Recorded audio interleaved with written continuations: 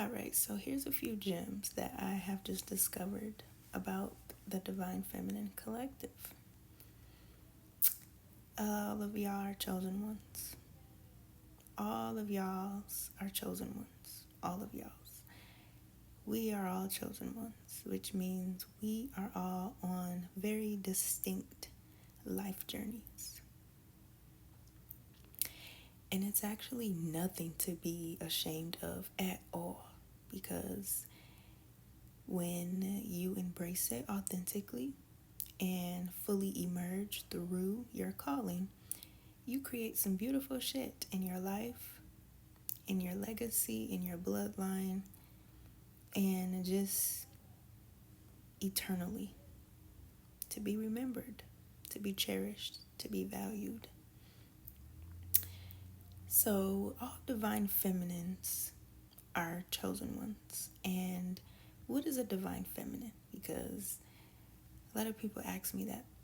A lot of people will be like, well, I don't know if I'm a divine feminine because I've been through such and such and such. And it's like, it's not about what divine feminine goes through necessarily. It's about how divine feminine processes her arrival. That's the most important part. How do you process your arrival? Divine feminine is an activation point of your femininity that aligns you to attract what it is that your purpose needs to be fulfilled. Energetically, emotionally, mentally, physically, materially. Divine feminine is not just a physical existence. Divine feminine is a remembrance.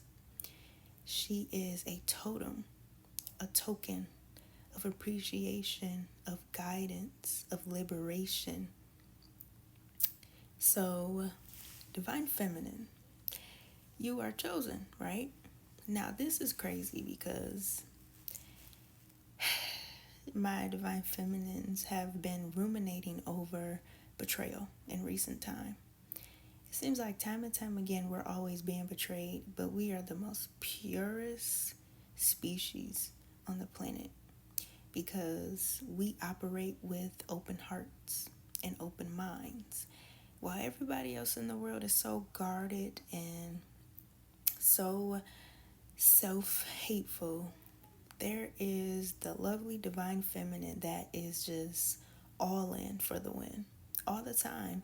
And it's literally because it's so easy for us to reload and recharge because we are of source. We are a source connection.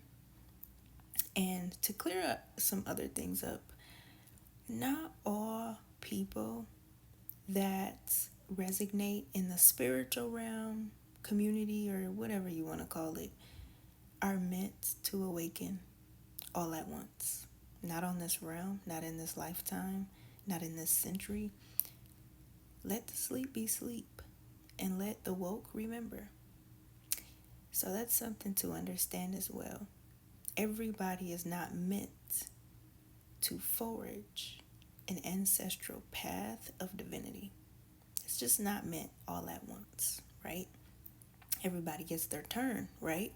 And it's crazy because people don't know that when you're born to your lineages, it's not going to always be the people that are the loudest that are chosen. Just because you may have a big presence or a big ego or you seem to be very confident does not mean that you are divine, feminine, or a chosen one. And people hate that because they're like, that's so egotistical. No, it's not. It's the truth. Everybody in the family always fights over who the chosen one is, as though they are the ones that get to pick the chosen one. But the chosen one is picked through divine orchestration, honey. So that's the 100% truth about divine feminine. She's already been chosen on purpose for purpose in her purpose, while purpose does what purpose is, okay? So, divine feminine learns purpose, peace, and protection for herself. So in recent times, she has been ruminating over betrayal within her love life, her friendships, her family. And it's because she's so giving and open-hearted. The only reason why she's ruminating over it is because she would never do the things that people have done to her and have hidden and have distinctively tried to portray as though it would never be foretold. When it comes to love and divine feminine, she's so timid about outwardly expressing her passion for true connectivity and spontaneity. And it is simply because in the lineage, love is pronounced as a curse. Love seems to be far-fetched for a woman that is very punctual within her awareness of self. Everybody always tells divine feminine what not to do, what not to be influenced by, how not to act, how not to portray and everything. So then she gains this guard about herself of who she will let in strategically and what will be their purpose in her life. And if they won't serve a purpose, she will not bother. So everybody in divine feminine's life has to serve a purpose. And she finds that in the midst of these betrayals, people only pretend to serve a purpose to her, because she realizes that she never gets a chance to gain off of anything that would be gestured.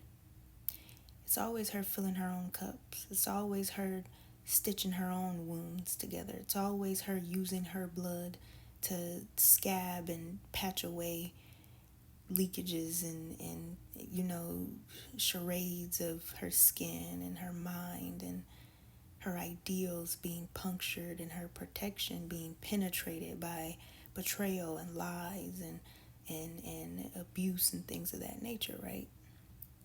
So divine feminine ruminating over love. So when she's genuinely happy, she seems obsessed, and people are so concerned because they feel like she's losing herself, or they feel like she hasn't picked the right choice. But when you think about it in life, when you let anybody in, as a friend, as a lover, anybody, aren't you happy to be able to successfully manifest a connection?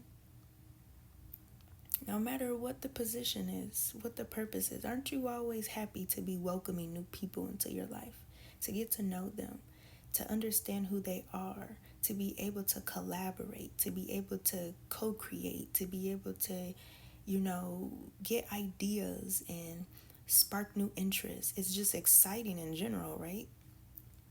So, divine feminine begins to look at love through all of her other connections, her family, friends, such and such, etc., right? Why do all these people, and this is a rhetorical question because I know the answer and I'm going to tell you, but why do all the people that betray divine feminine always try to go back to old timelines that don't serve them? And you want to know the answer to that?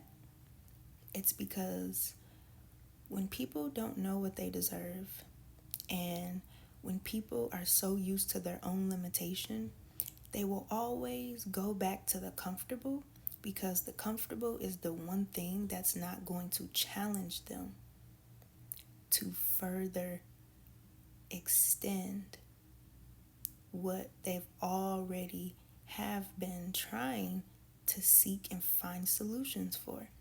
They always think the solution is elsewhere. So when something new comes, they want to challenge against it. And it's not supposed to be against divine feminine, but because she's so empathic, she has a hard time processing that everybody's internal battle doesn't have anything to do with her. But once she figures that out, it allows for her to call her power back. It gives her a different type of strength that's undescribable. It gives her a glow that's so radiant, it expands her aura even wider. And it's not because it's a betrayal. It's because it allows for her to really understand her power and her ability to change things for the better. Because everything is a mirror, and she just observes